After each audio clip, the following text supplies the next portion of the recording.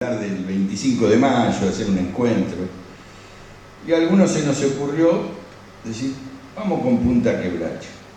No todos los que estaban en la reunión sabían lo que era Punta Quebracho, y eso a algunos nos animó más todavía a que era necesario reivindicar esto. Yo en general, y hablo en forma particular, las efemérides por efemérides no, me parece que no valen. Sí vale ir a la historia para recoger de la historia las cosas que hoy podemos poner en juego en los desafíos que hoy tenemos. Por eso lo de Punta Quebracho, y como periodista para mí es una buena noticia, y me gusta dar buenas noticias. Entonces, para los que no sepan qué es Punta Quebracho y para los que saben, compartimos una buena noticia que no mucha gente conoce, porque tenemos, por esas cosas del destino, y vaya a saber por qué, en el año 74 se estableció el Día de la Soberanía, el 20 de noviembre, por la vuelta de obligado, a instancia de Pepe Rosa, de José María Rosa. O sea que no había ninguna mala intención de ocultar lo que era Punta Quebracho, pero bueno, apareció mucho después, y algunos, yo les digo, empecé a descubrir Punta Quebracho gracias a los compañeros del Frente por la Soberanía, el Foro por la Recuperación del Paraná, cuando empezamos a militar contra el decreto 949 que ya reprivatizaba en el año 2020 el río Paraná, el dragado y balizamiento del río Paraná, y bueno, nos juntamos unos cuantos, rosarinos, santafesinos, de Chaco, Mempo Giardinelli, el Capitán Verón que anda por ahí, Tetamanti. Bueno, hicimos una mesa que ninguno tenía demasiada organización. Sí teníamos muchas ganas de decir que no, ese decreto no podía avanzar y que había que defender el Canal Magdalena.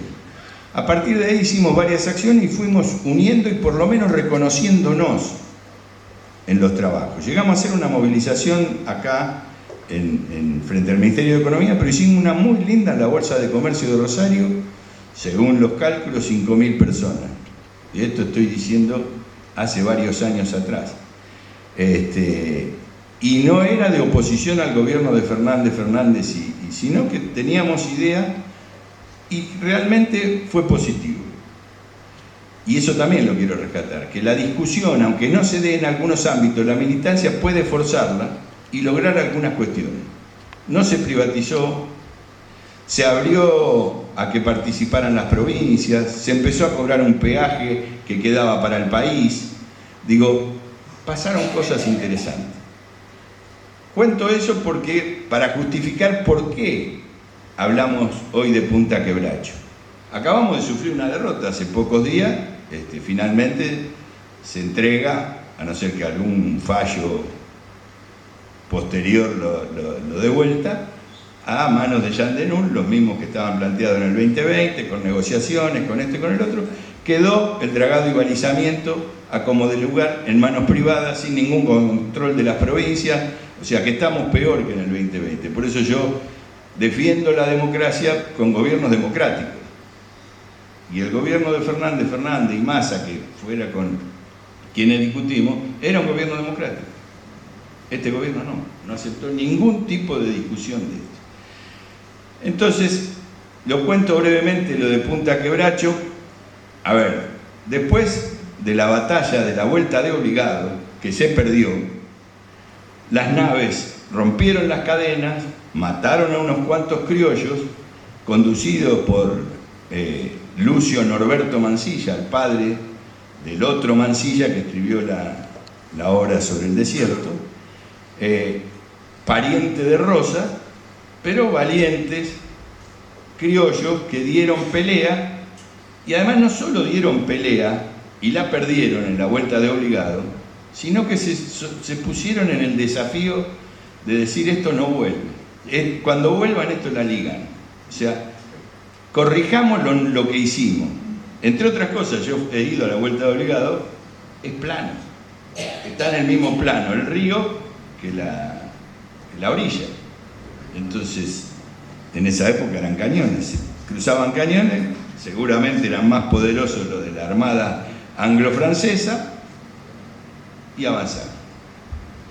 Pero no se dieron por vencidos, lamieron sus heridas. Hay muchas historias muy lindas de participación de las mujeres, de participación del pueblo, de los indios. Digo, fue una cosa bien popular. El asunto es que se preparan y para la fecha del 4 de junio, esta fecha, del año siguiente, que hoy se cumplen 180 años de aquella gesta, cuando vuelve la Armada inglesa, la gente de Norberto Mansilla ya se había avivado, perdonen que lo cuente así, pero digo, lo quiero hacer bien coloquial, que no podían pelearle en igualdad de condiciones al mismo nivel. Y entonces van a San Martín y desde ahí bombardean a las naves, las obligan a negociar porque la barranca estaba más alta que el río. Y entonces, de esa negociación, que seguramente van a completar los compañeros como Tarruela y los demás compañeros y compañeras, se obliga a una negociación. ¿Y qué era lo que se discutía? Lo que los extranjeros querían era la libertad de funcionar por un río a como se le diera la gana, sin respetar que ese río tenía dueño, era un territorio. Y entonces, al final, después de esa derrota, lleva un par de años, tienen que ir a negociar con Rosas y reconocer que van a respetar no la libre navegabilidad de los ríos, sino que los ríos tienen dueño. Estados Unidos y lógicamente a sus empresas. Entonces menciona el litio, el triángulo del litio, que lo componemos con Bolivia y Chile, plantea el tema de las tierras raras, plantea el tema de la energía, el tema de los puertos, el tema del puerto de Ushuaia, etc. Es decir, es escandaloso como hemos perdido soberanía. Tan escandaloso que hemos admitido desde hace ya mucho tiempo que el Fondo Monetario Internacional oriente nuestras decisiones en materia económica. A tal punto que en el año 2002, y felizmente en aquel tiempo, después de la caída de la Rúa, después de la crisis del 2001, hubo una respuesta nacional. Felizmente, la hubo. Así que celebro, no todas son malas. Pero George Bush, hombre del staff del Fondo Monetario Internacional, planteó para la Argentina un protectorado.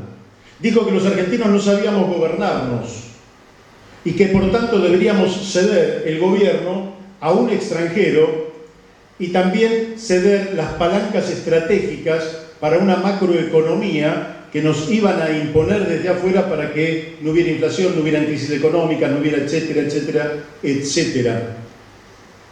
Tan brutal fue eso, que felizmente hubo una reacción, pero como el enemigo no cesa, y cuando digo enemigo lo digo con todas las letras, el enemigo no para, y creo que hay que llamar a las cosas por su nombre, porque quien no asume al enemigo, finalmente no puede resolver el problema de la soberanía.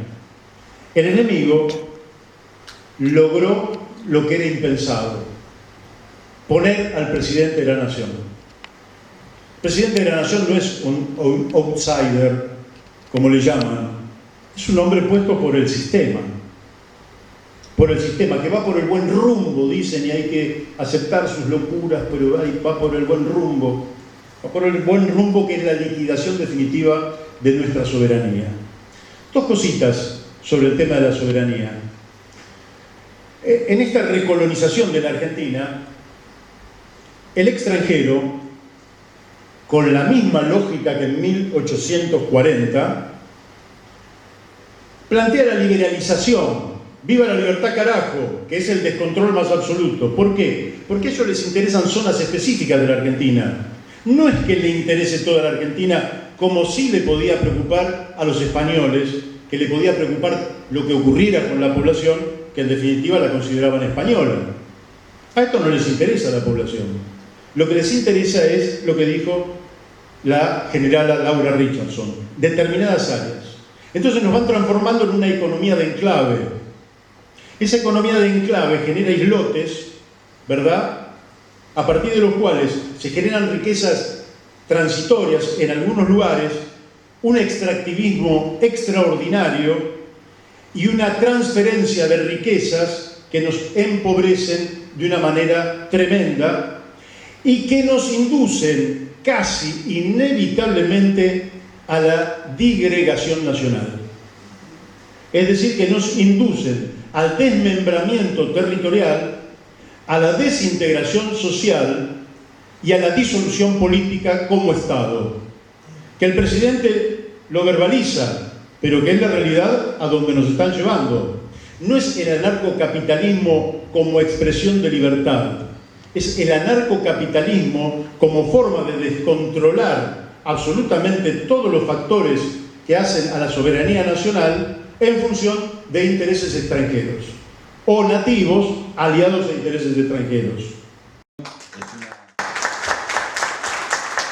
Gran militante, la he visto arriando y moviendo las banderas allá cuando hacíamos la marcha sobre la Bolsa de Comercio, coordinando a la gente, orientando por qué calle había que ir, bueno, y pelándose todo para que saliera bien, y ella después no iba a hablar, ni dar la conferencia de prensa, ni nada, pero esa es Evangelina Codoni, que alguna vez fue candidata a vicepresidenta con Víctor de Llenaro, hace unos años atrás.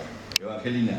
Bueno, muchas gracias. Soy una señora, no soy joven, soy una señora. Si usted no es joven, me voy. Tengo 44 años.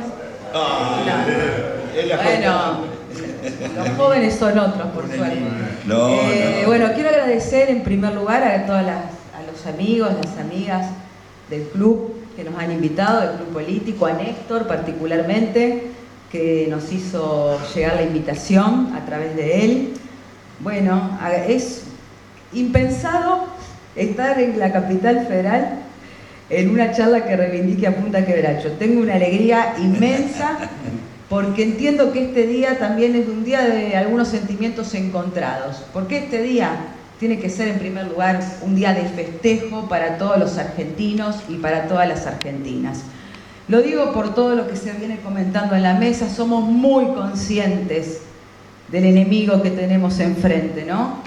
En la Argentina en particular con Milei, pero en el marco de un contexto mundial donde afloran estas corrientes fascistas, somos muy conscientes del enorme y poderoso enemigo que tenemos enfrente.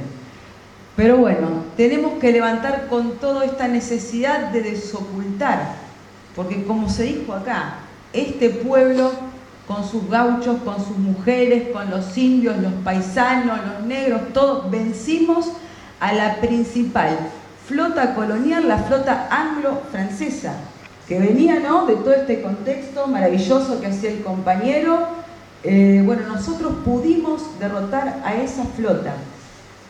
Levantar Punta Quebracho para nosotros es levantar también no solamente la batalla de Punta Quebracho. Estoy contando, y de Punta Quebracho con los compañeros de Rosario, que además de militar, estudian, trabajan, forman y hacen estas remadas y este encuentro que, les digo, aquellos que tienen contacto conmigo, díganme si quieren ir, nos organizamos, estamos planteando juntar algunos autos y ir. Digo, me parece muy importante encontrarnos en estos momentos con ese planteo que hacen los compañeros del foro.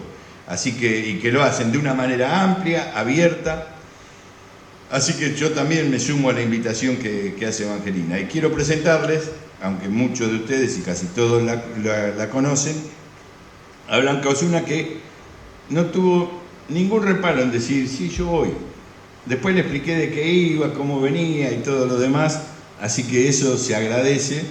Y además algo que hizo ella con Jorge Tayana, yo escribí por ahí una notita, pero y algunos lo comentaron, algunos medios también se comentó, no mucho, porque Tayana, ella y otros diputados, pero con ellos dos a la cabeza, invitaron a muchas organizaciones de las que estamos luchando por la soberanía, sabiendo que quedaban muchos afuera, lo dijeron y empezar a trabajar estas cosas. Salir a dar charlas, a comentar, a discutir, a debatir con la gente. Y es lo que uno espera de la política. Con Jorge, una gran alegría. Y con Blanca, otra gran alegría, porque compartí con ella siendo senadora, si no me equivoco, la votación por la ley de medios. Que alguna vez le digo, ella estaba asustada porque veníamos de la 125, golpeadísimo. Entonces me dice, ¿está bien la ley de medios? Que charlábamos en el Senado con la Coalición por una Radiodifusión Democrática. Le digo, te hago un desafío. Vos andá y hablá con los periodistas, no con los dueños de las empresas. Y vas a ver que tiene apoyo. Cuando volvió, el lunes, miércoles, ¿no? Dice, tenías razón. Los periodistas están entusiasmados con esto. Digo, hay cosas, pero ella le pone el cuerpo. Y a ese momento era muy difícil, porque había sido muy difícil Entre Ríos con el tema de la 125. Así que antes de aplaudirla al final, quiero que la aplaudamos ahora por esa participación y esa apertura que tiene hacia nosotros.